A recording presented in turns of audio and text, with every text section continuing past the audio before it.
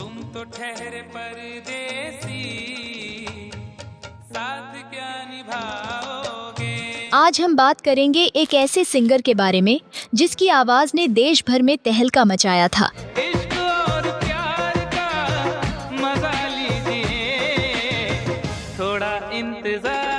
जिनके गाने ने Guinness book of world record में भी अपनी जगह बनाई, लेकिन फिर भी वह अकेलेपन और गुमनामी की जिंदगी जी रहे हैं। क्या कारण था कि अपनी एक जिद और गुस्से की वजह से उन्होंने अपने माता पिता को खो दिया? आइए जानते हैं इस बॉलीवुड के उस सिंगर की कहानी जो एक वक्त में सुपरस्टार था, लेकिन आज गुमनामी के अंधेरे में खो चुका है। आप देख रहे हैं 7 Onions रिवाइंड, जहां हम लाते हैं बॉलीवुड की अनकही और दिलचस्प कहानियां। आज हम जिस कलाकार के बारे में बात करने जा रहे हैं वह है अल्ताफ राजा। 90 के दशक में चाहे आप किसी भी टेम्पो या ऑटो में सफर कर रहे हों, उस वक्त का एकमात्र ऐसा सिंगर था जिसने आपके सफर को खूबसूरत और यादगार बना दिया। हाँ, सही सुना आपने, 90 का दौर आज भी हमारी यादों में ताज़ा है। रामायण, महाभारत, शक्तिमान और भी कई ऐसी चीजें जो उस वक्त के बचपन का हिस्सा थीं। लेकिन इनमें से एक और याद है जो आज भी हमारे दिलों में गूंजती है, और वह है अल्ताफ राजा के गाने, जो उस समय टैक्सी और ऑटो ड्राइवरों के बीच बेहद पॉपुलर हुआ करते थे। घर से निकलते ही अगर तुम तो ठहरे परदेसी का गाना नहीं सुनाई देता था तो सफर अधूरा सा लगता था। अल्ताफ राजा के गाने उस दौर के युवाओं के टूटे दिलों पर एक तरह से मरहम बने थे। हालांकि उस समय हमारी उम्र छोटी थी, लेकिन वह गाने, वह धुनें आज भी हमें अपनी पुरानी यादों में खो जाने का एहसास दिलाती हैं। इसलिए जब भी 90 के दशक का जिक्र होता है, अल्ताफ राजा की आवाज अपने आप जुड़ जाती है। उनकी आवाज आज भी हमें उस वक्त की खूबसूरत यादों में ले जाती है। पहले जब हम छोटे थे तो अल्ताफ राजा के गाने कुछ खास समझ में नहीं आते थे, लेकिन जैसे जैसे हम बड़े हुए उनकी आवाज और उनके गाने हमारे दिलों में बस गए। उनमें से एक गाना था जब तुमसे इत्तेफाक मेरी नजर लड़ी थी, और फिर उसी गाने की प्यारी लाइन, अब याद आ रहा है शायद वह जनवरी थी, ऐसी भावनाएं जो गहरे दिल तक उतर जाती थीं। याद आता है वो वक्त जब उनके गाने हमें एक प्रेमी की मनोदशा को बड़े ही खूबसूरती से चित्रित करते थे। उनका संगीत जो कभी 10 से 15 मिनट तक चला करता था, लोगों को बिना कोई कंफ्यूजन या हिचकिचाहट के पूरा सुनने का मन करता था। उनका हर गाना किसी कवि की कविता जैसी सजीवता से भरपूर होता था। समय के साथ कैसेट इंडस्ट्री का दौर खत्म हुआ, फिर आया डीवीडी का जमाना, और जब वह भी खत्म हुआ तो यूट्यूब का दौर शुरू हुआ।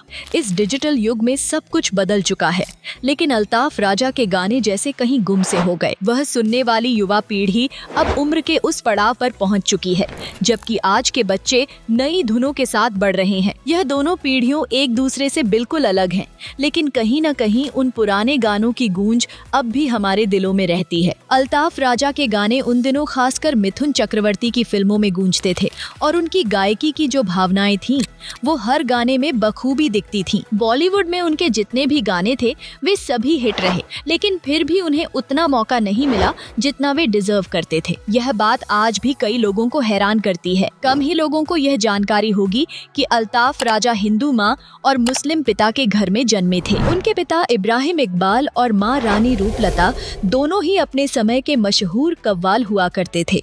दोनों ने एक साथ कव्वाली करते हुए एक दूसरे से प्यार किया और मजहब की दीवारों को तोड़ते हुए शादी कर ली। 13 अक्टूबर 1967 को अल्ताफ राजा का जन्म नागपुर में हुआ था। हालांकि अपने माता पिता की तरह संगीत की दुनिया में कदम रखने से पहले उन्हें पढ़ाई की अहमियत का एहसास था, इसलिए अपने माता पिता ने उन्हें पुणे भेज दिया, जहां उन्होंने 5वीं कक्षा तक पढ़ाई की। इसके बाद वह अपने माता पिता के पास मुंबई लौट आए, जहां उनके जीवन और करियर की यात्रा एक नई दिशा में मुड़ने वाली थी। इस बदलाव ने अल्ताफ राजा को न सिर्फ एक गायन के कलाकार के रूप में पहचान दिलाई, बल्कि उनके संगीत ने हर दिल में एक अलग जगह बनाई। अल्ताफ राजा के माता पिता चाहते थे कि उनका बेटा अच्छे से पढ़ाई करे, एक बड़ा आदमी बने और समाज में नाम कमाए। इसी सोच के तहत उनका admission Antonio D'Souza high school Mumbai में करवा दिया गया, जहां कभी राज कपूर भी पढ़े थे। लेकिन अल्ताफ के किस्मत में कुछ और ही लिखा था। पढ़ाई में वह खास नहीं थे और कक्षा 9 में ही वह फेल हो गए। इसने उनके माता पिता को बहुत बड़ा झटका दिया। उनकी माँ ने तो यह तक कह दिया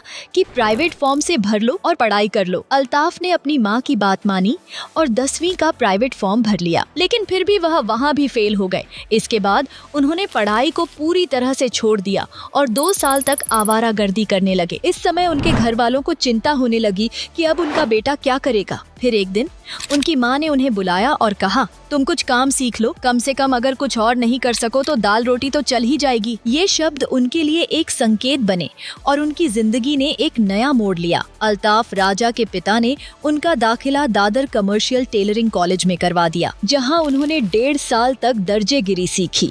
लेकिन जैसा कि उनका मन संगीत में रमता था, किस्मत ने उन्हें उस रास्ते पर खींच लिया जिसे वह ढूंढ रहे थे। एक दिन वह दोस्तों के साथ घूम फिरकर घर लौटे और जैसे ही टीवी पर एक गाना बजने लगा, फिल्म रात और दिन का गाना, दिल की गिरह खोल दो चुप ना बैठो। दिल की गिरह खोल दो चुप न गीत दो।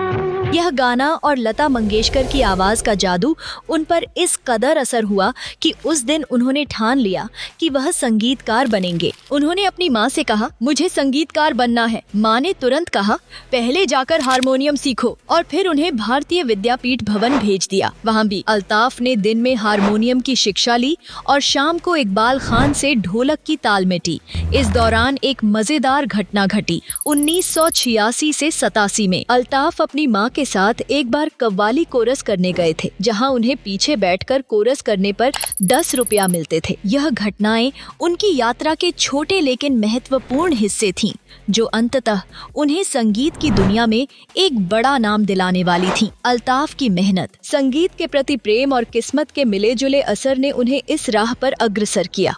अल्ताफ राजा जब मंच पर 5 अन्य गायकों के साथ कोरस कर रहे थे तो एक रिकॉर्डिस्ट ने उन्हें रोक लिया। उन्होंने फिर से माइक में कोरस गाना शुरू किया, लेकिन रिकॉर्डिस्ट ने उन्हें फिर से पीछे बैठने को कहा। अल्ताफ ने हैरान होकर पूछा, क्या मैं कुछ गलत कर रहा हूँ? रिकॉर्डिस्ट ने जवाब दिया, बिल्कुल नहीं बेटा, तुम गलत नहीं कर रहे हो, बल्कि तुम्हारी आवाज इन 5 से ज्यादा प्रभावशाली है। तुम गाना गाओ, एक्टिंग नहीं। इसी के बाद अल्ताफ को फिल्मों से लगातार ऑफर मिलने लगे, लेकिन वह सफलता के समंदर में गोता लगाने से कतराते रहे। हर बार वह किसी न किसी कारण से ऑफर्स ठुकराते गए, जिससे वह फिल्मी पर्दे से धीरे धीरे गायब होने लगे।